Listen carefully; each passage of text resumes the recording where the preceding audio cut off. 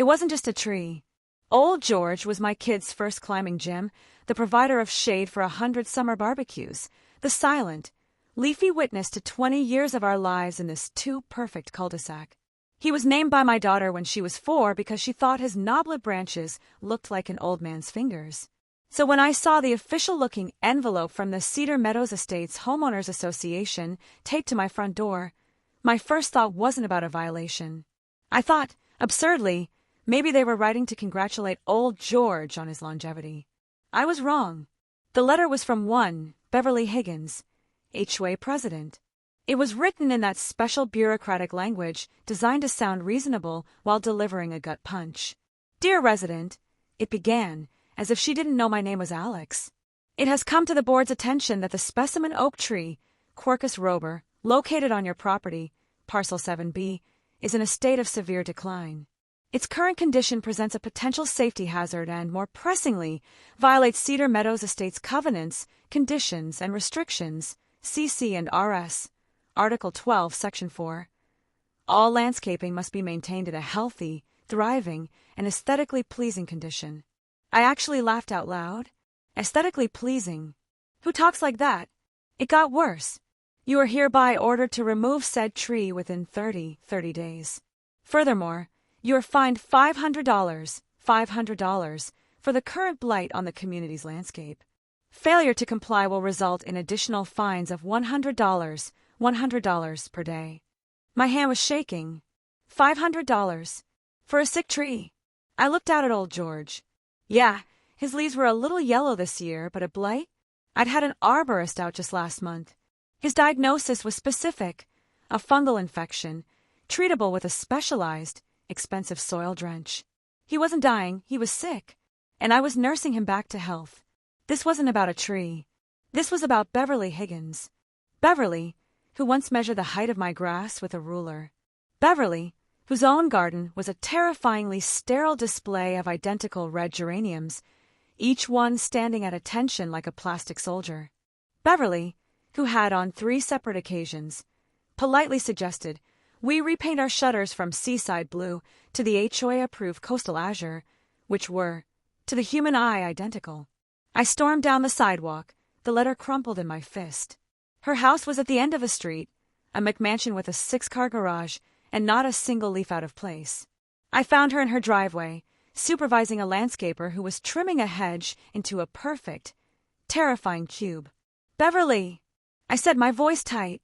She turned, a slow, deliberate motion. She was a woman in her late 60s who dressed for a board meeting to check her mailbox.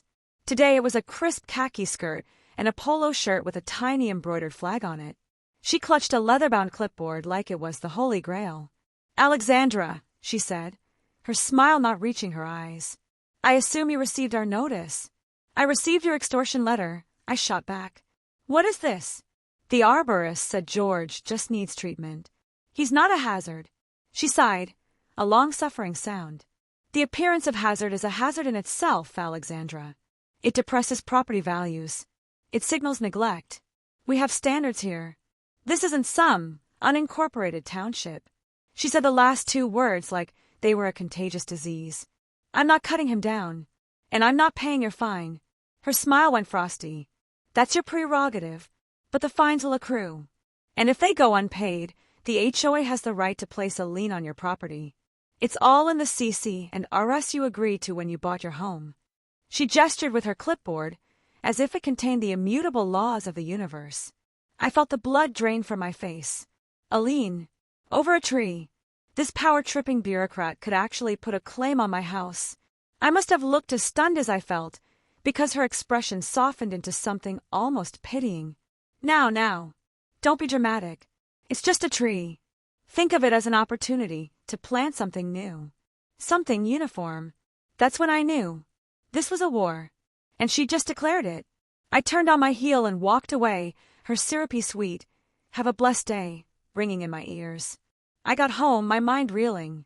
I couldn't fight this with anger. I needed a plan. I pulled out the arborist report. Prognosis, good with aggressive treatment. I looked at the fine print of Beverly's letter. Must be maintained in a healthy, thriving condition. A dangerous, Petty idea began to form. If healthy and thriving was the law, then maybe I just needed a second opinion. I picked up the phone, my heart hammering not with despair, but with a new, focused rage. I didn't call the arborist. I called my best friend, Sarah, a lawyer who specialized in, of all things, environmental law. Sarah, I said, my voice low and steady, I need you to do something for me, and you absolutely cannot say no. Sarah arrived an hour later with a bottle of wine and a legal pad. Okay, lay it on me. What did the law Nazi do now?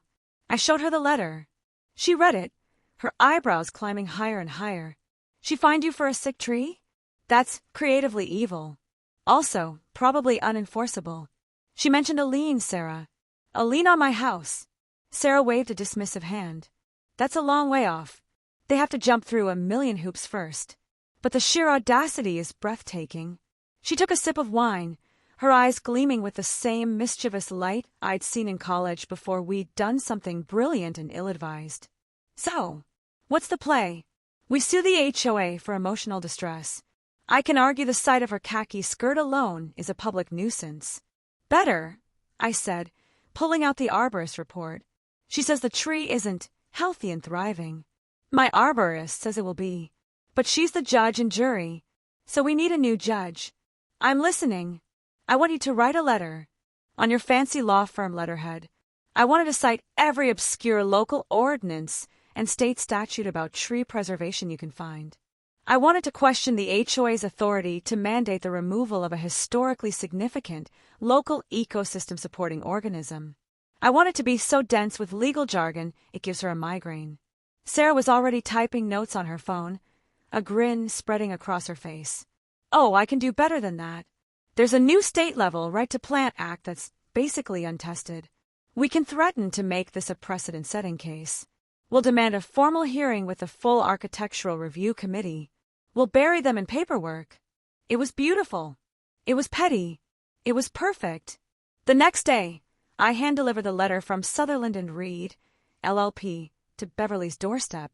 The reaction was faster than I expected. My doorbell rang at 7 p.m. It was Beverly, flanked by her two sycophants on the board, a retired couple named Carl and Doreen who I swear just joined for the free cookies at meetings. Beverly's face was pinched. Alexandra, this is an escalation. I received a legal threat, Beverly. I lawyered up. Seems logical. Carl, a man with the personality of a beige wall, chimed in. Now see here, Alex. There's no need for that. We're all neighbors. Neighbors don't put liens on each other's houses over a treatable illness, I said sweetly. Doreen wrung her hands. The rules are the rules. And the law is the law, I countered. My lawyer seems to think your rules might not hold up in a real court. Wouldn't it be embarrassing and expensive for the HOA to lose a lawsuit? Beverly's eyes narrowed. She could smell the challenge. We are not afraid of a frivolous lawsuit. The CC and RS are ironclad. Your tree is an eyesore. It comes down. Then I guess we'll see you at the hearing, I said, and gently closed the door on their stunned faces. I won that round. A small victory, but a victory nonetheless. The hearing was set for 2 weeks away. I continued old George's treatment, whispering encouragement to him every morning. Hang in there, buddy. We've got this. But Beverly wasn't done. The next morning, I found another notice. This one was for my unapproved compost bin.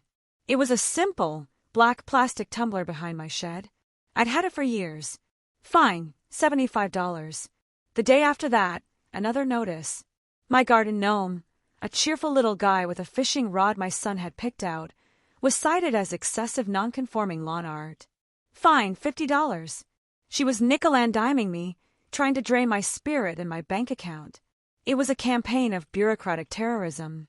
I felt my blood pressure spike every time I checked the mail. The final straw came 3 days before the hearing. I was washing my car in the driveway on a perfectly sunny Saturday, a ride enjoyed by free people everywhere. Beverly's golf cart, because of course she had a golf cart, purred to a stop at the end of my driveway. Alexandra, she called out, not even getting off her throne. You're aware of the water runoff ordinance. Washing vehicles on impervious surfaces is prohibited. The chemicals are toxic to the watershed. I stared at her. I was using a hose and a bucket of soapy water. Beverly, it's eco-friendly soap. And it's a driveway. What am I supposed to do? Wash it on the lawn? The rules don't make exceptions for brands of soap, she said, making a note on her clipboard. Consider this a warning. Next time, it's a fine. That was it. The petty tyranny of it all. It wasn't about the water. It was about the control. It was about her proving that she could dictate what I did on my own property on a Saturday morning, while she patrolled the neighborhood like a dictator in a visor. I smiled, a wide, unnerving smile that made her pause mid-note. Thanks for the tip, Beverly. I'll be sure to keep that in mind. She drove off, looking suspicious. She was right to be suspicious, because in that moment, my plan evolved. Sarah's legal battle was the shield, but I needed a sword, a ridiculously petty, chaotic, and beautiful sword. I went inside, went straight to my computer, and Googled one single phrase. The search that would change everything. The tree hearing was a masterpiece of absurdity. It was held in the community clubhouse, a room that smelled of lemon-scented bleach and quiet desperation. Beverly sat at the head of a long table, Carl and Doreen on either side, playing a perfect good cop/beige cop routine. I presented the arborist report. Beverly dismissed it, saying the HOA's visual assessment held more weight than a paid professional opinion. Sarah, in a pantsuit that screamed, expensive billable hours, coolly cited legal precedents until Carl's eyes glazed over. It was a stalemate. Beverly couldn't immediately enforce the removal, but she refused to rescind the fine. The battle would continue. The system was designed to exhaust you, to make you give up. But I was just getting started. My bulk order of 5,000 acorns, a mix of northern red oak and pin oak, had arrived in a comically large box on my doorstep. My plan was simple, elegant, and utterly unhinged. The CC and RS said all landscaping must be healthy and thriving. It said nothing about planned landscaping. It said nothing about natural propagation. If a squirrel planted an acorn, was that a violation? Who would they fine? The squirrel? I was just going to help the squirrels out. A lot. That night, under the cover of a moonless sky, I became a guerrilla gardener. Dressed in black, with a backpack full of acorns, I crept through Cedar Meadows estates. I didn't just plan on my property.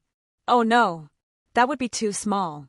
I tilled tiny patches of soil in the manicured flower beds at the community entrance sign. I carefully nestled acorns into the mulch around the clubhouse.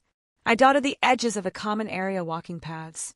I even risked a few along the pristine fringes of Beverly's own sacred lawn, a place I was sure no natural seed had ever dared to germinate. For 2 weeks, I did this every other night, a shadowy figure sowing the seeds of chaos. I watered my clandestine crop with a small bottle I carried, my heart pounding with a mix of terror and glee. Then I waited. Spring rain and sunshine worked their magic. Tiny, green shoots began to appear. First 1 or 2, then a dozen. Then it was an epidemic. Little oak seedlings were sprouting everywhere. The perfectly controlled, monotonous landscape of Cedar Meadows was being invaded by a volunteer army of saplings. The email started first. From the HOA listserv. Has anyone else noticed these little weed trees popping up everywhere? I pulled 10 of them from my petunias this morning. What are they? They have these funny little leaves. I smiled, sipping my coffee. Then came the official HOA communique, undoubtedly drafted by a flustered Beverly. Residents are advised that an invasive species of oak sapling appears to be propagating throughout the community. Homeowners are responsible for the immediate removal of any such saplings on their property and within their adjacent easements. Failure to maintain a weed-free landscape may result in fines. I nearly choked on my toast. She called an oak tree an invasive weed. It was native to the region. The hypocrisy was stunning. The best was yet to come. I was coming home from the grocery store when I saw him. Carl, from the HOA board, was on his hands and knees in the common area, his face red with exertion, trying to pull a stubborn seedling from the ground. It was about 6 inches tall, and its roots were already surprisingly strong. Need a hand, Carl? I asked innocently. He looked up, startled and embarrassed. Oh, Alex. Nasty little things. They're everywhere. Don't know where they came from. It's a mystery, I agreed, nodding solemnly. Almost like nature is happening. He grunted, finally yanking the sapling out. Beverly's fit to be tied. She's got us all out here on sapling patrol. Says it's a blight on the community. I couldn't resist. Funny, isn't it? She finds me for one sick tree, but now there are hundreds of healthy, thriving ones popping up. By her own logic, the community should be thriving. Property values must be skyrocketing. Carl stopped, the sapling dangling from his hand. A slow, confused look spread across his face. The cognitive dissonance was almost visible. Well, these are weeds, he finally sputtered. Right, I said, smiling. Weeds. I left him there, looking from the healthy sapling in his hand to the perfectly manicured and now obviously vulnerable lawn around him. The seed of doubt was planted, and it was even more tenacious than my acorns. The chaos was working. The HOA was so busy fighting this natural disaster they'd forgotten about old George. But I knew it was only a matter of time before Beverly connected the dots. The woman was vile, but she wasn't stupid. I needed a bigger play. The acorns were a distraction. A beautiful, petty, glorious distraction. But to win the war, I needed to find a weakness in the queen herself. And that's when I remembered the 6-car garage. Every dictator has a blind spot. For Beverly Higgins, it was her son, Chad. Chad was a human embodiment of a red flag. He was in his late 20s, drove a sports car that was somehow both too loud and too slow, and had the smug, unearned confidence of a man who'd never been told no. He also lived in Beverly's basement, and his pride and joy was his business, which involved detailing cars in my beautiful, pristine, HOA-approved driveway. I'd seen him out there for months, washing and waxing BMWs and Autos for his friends, the soapy runoff flowing straight into the storm drain. The same storm drain Beverly had threatened to find me over. The hypocrisy was so thick you could taste it, but no one said a word, because it was Beverly's house. This was it. This was the chink in her armor. If I could prove her own household was flouting the rules she enforced with an iron fist, her authority would evaporate. I started my surveillance. I didn't need to creep around. I just sat on my front porch with a book and a phone with a very good camera. For a week, I documented. Tuesday, 3 p.m., Chad washing a black Mercedes. Wednesday, 11 a.m., a Jaguar getting a wax. Thursday, a whole fleet of his buddies' cars. Each time, the chemical-laden runoff went straight down the drain. I had video. I had timestamps. It was irrefutable. But exposing it directly would just make me a snitch. It would be my word against hers, and she'd just make up a reason why it was different when she did it. I needed her to condemn herself. I needed a public showdown. The perfect opportunity arrived, the annual Cedar Meadows Spring Fling Barbecue. It was the social event of the season for the HOA crowd, held on the clubhouse lawn. Attendance was basically mandatory if you wanted to avoid being labeled not a team player. I put on my sunniest dress and my fakest smile and went, my phone charged and ready in my pocket. It was a symphony of suburban conformity. Everyone was there, making small talk and eating potato salad. Beverly held court at the center of it all, holding a plastic cup of lemonade like it was a scepter. I bided my time. I chatted with neighbors. I complimented Doreen's Jell-O mold. I waited for the right moment. It came when Chad himself rolled up in his obnoxious Camaro, music blaring. He parked haphazardly across 2 spaces and swaggered over to the food table. A few people looked annoyed, but no one said anything. Beverly beamed at him. "Chadwick, honey, you made it." I saw my opening. I ambled over, putting on my best concerned neighbor face. "Beverly, hi," I said, my voice dripping with false sweetness. "I'm so glad I caught you. I've been meaning to ask you something about the CC and RS." She turned, her smile tightening. "Yes, Alexandra? It's about car washing. The runoff ordinance is so important for our local ecosystem, don't you think?" I saw a flicker of confusion in her eyes. Where was I going with this? "It's vital," she said stiffly. "I agree. Totally.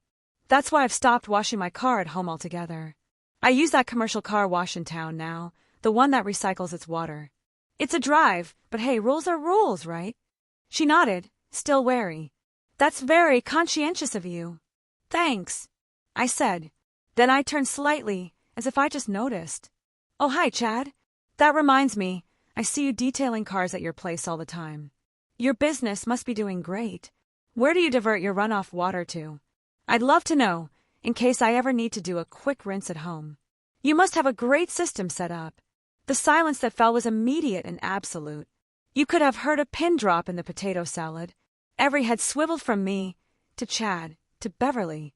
Chad, with the tactical brilliance of a baked potato, snorted. Runoff? What are you talking about? It just goes down the drain, like everybody else. Boom. The entire neighborhood saw Beverly's face turn a spectacular shade of purple. She looked at her son with pure, unadulterated horror. She looked at me with the rage of 1,000 suns. She looked at the crowd of her neighbors, who were all staring, their expressions shifting from curiosity to dawning realization and amusement. We use eco-friendly, she stammered, her authority crumbling in real time. Oh, wow, I said, feigning surprise. So the no exceptions for brands of soap rule, that's just for the rest of us. Good to know. The spell was broken. A low murmur went through the crowd. Someone snorted a laugh. Carl and Doreen studied their shoes with intense fascination. Beverly was utterly, completely exposed. The pettiness, the hypocrisy, the sheer abuse of power, it was all laid bare in front of the very people she lorded over. Her kingdom was revolting, and they were seeing their queen had no clothes. Just a khaki skirt and a double standard. She grabbed Chad's arm, hissed something at him, and practically dragged him away from the barbecue, leaving a wake of stunned silence and then, slowly, rising chatter. I stood there, a serene smile on my face. I had won. I had publicly humiliated her and destroyed her credibility in one fell swoop. But I had underestimated her. A cornered animal is at its most dangerous, and I had just cornered the biggest, meanest beast in the suburb. The notice came the next morning. It wasn't taped to my door. It was sent by certified mail. It was a new violation, the most absurd one yet. I read the phrase 3 times. She'd done it. She connected the acorns to me. The fine was $5,000. The letter stated that my clandestine horticultural activities constituted vandalism of common areas and private property and a deliberate act of ecological sabotage. My hands were shaking, but this time it was with laughter. Ecological sabotage? By planting native trees? It was so unhinged, so blatantly retaliatory, that it looped back around to being brilliant. But she'd made her final mistake. She'd put it in writing. I didn't call Sarah. I called the local news. Specifically, I called a reporter named Marco who'd done a light-hearted piece a year ago on HOA horrors. I forwarded him the entire saga, the initial tree fine, the petty violations, the legal letters, the acorns, the barbecue showdown, and finally, this latest citation for flora distribution. Let me get this straight, he said. I could hear the grin in his voice. She fined you for one unhealthy tree, so you planted hundreds of healthy ones, and now she's fining you for that? She's accusing me of ecological sabotage for planting oak trees. I confirmed. I have receipts for the acorns. I have the arborist report. I have video of her son violating the very rules she enforces. I think your viewers might find it engaging. He was at my house in 2 hours. The segment aired that night at 6 p.m. They called it the Cedar Meadows Oak Standoff. Marco was a genius. He played it perfectly straight, letting the sheer absurdity speak for itself. He showed the shot of old George. He zoomed in on the initial fine letter. He showed my video of Chad's car washing operation, followed by the clip of Beverly at the barbecue, spluttering. Then he held up the unauthorized distribution of flora violation letter to the camera, shaking his head in disbelief. He even got a soundbite from a bemused professor of botany from the local university, who said, "While I wouldn't recommend unauthorized planting in someone else's petunias, calling the propagation of a native oak species ecological sabotage is, well, it's certainly a creative use of the English language." The story went viral, not just locally, but nationally. It was everything the internet loved: a relatable villain, an absurd conflict, and a protagonist fighting back with petty brilliance. My inbox flooded with support. The HOA's email address, however, flooded with something else. Outrage. People from across the country were writing to call Beverly a tyrant. Memes were made. A clip of her at the barbecue, her face purpling, became a GIF labeled, "When you realize the rules apply to you too." The pressure was immense. The other HOA board members, Carl and Doreen, who had always just gone along with things, were now pariahs by association. Their neighbors glared at them at the mailbox. A special emergency meeting of the HOA was called. This time, it wasn't held in the clubhouse. It was held in my living room, over a bottle of wine, with Sarah and me. The call came from Carl. His voice was weary. "Alex, Beverly has tendered her resignation from the board. Effective immediately. She cited personal reasons." I took a sip of wine. "I'm sorry to hear that. The new board," he said, emphasizing the word, "would like to discuss dropping all fines and violations against you. And we'd like to formally retract the order for the removal of your tree. And the $5,000 flora distribution fine?" I asked. "Especially that one," he said quickly. "We'll be revising the CC and RS to be more reasonable." I looked at old George through my window. His leaves looked greener already. "I think that sounds like an excellent start, Carl." We hung up. I didn't cheer. I just felt a deep, profound sense of calm. It was over. The poetic justice came a month later. With Beverly gone, the new board, chaired by a surprisingly stern Doreen who had found her spine, had to deal with the acorn situation. They couldn't find me, and they couldn't force homeowners to rip out hundreds of saplings. So, they did the only thing they could do. They organized a community sapling transplant day. They asked residents to carefully dig up the seedlings and bring them to the common area near the back of the neighborhood, an unused, sloped piece of land. I went, of course. So did half the neighborhood. We spent a Saturday carefully transplanting my hundreds of oak saplings. We watered them. We put little fences around them. We created a new, unofficial grove. We called it George's Wood. As for Beverly, she became a ghost. She rarely left her house. The golf cart gathered dust in her garage. The reign of terror was over. Sometimes, on my walks with my dog, I'll pass her house. I'll see her through the window, staring out at the neighborhood she could no longer control. And I'll wave, a small, genuine smile on my face. I didn't just win. I planted a forest. I turned her pettiness into a legacy. Every one of those trees, as they grow tall and strong over the decades, will be a monument to the day a regular person decided they'd had enough. They're a reminder that while rules have their place, humanity will always break through. Just like a weed. A healthy, thriving, beautiful weed.